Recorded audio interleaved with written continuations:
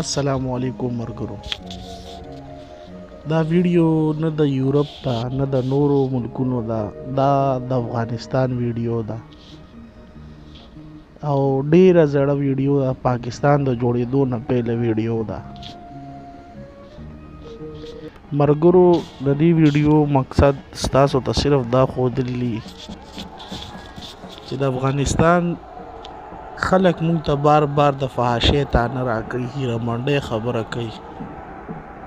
دا د دې یو زړه ویډیو وګوره، د ښځو سړو پکې پته نه لګي. دا وګورئ جی، دا سیمپل یې وګورئ. دا څو کاله پیله د افغانستان حالات دي. دوی مونږ ته د غیرت خبرې کوي. هی شرمېدلو. دا وګورئ جی، دا 14 کلنې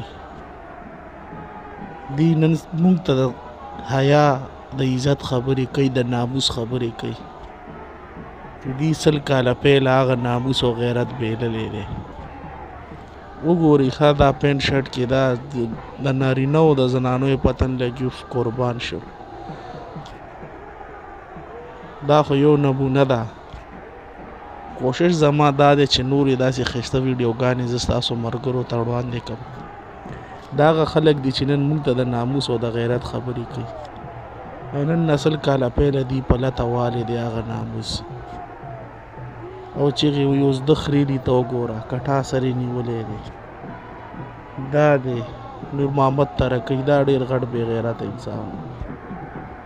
دا دی څومره خوشحاله دي دی فحاشۍ ته. دا ټول کمونیسټ دي، خلقیان دي.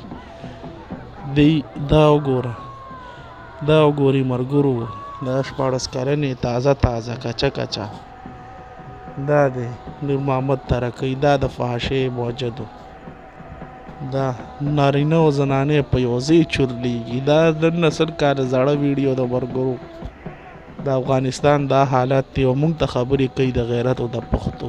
لخ لعنت دي ستا په دې افغانیت. دا چورته ویږي د نارینه او ښځو در کې پته نه لګي. خبرې تاسو شروع کړي دي موږ ته. آفرین شه پتا شه. دا وګوره د بریتو ته وګوره، شملې تې ساسي. دا نارینه او زنانه په یو ځای چورلیږي. دا کمونیسټ دي. دی د دین مذهب سره هېڅ کار نشته. دا خلقیان دي. دا هغه خلقیان دي چې نجیب یې وله په دام کړی او ډېر ښه کار یې کړی. دوی موږ ته نن د غیرت او پښتو خبرې کوي. ای شرمېدلو.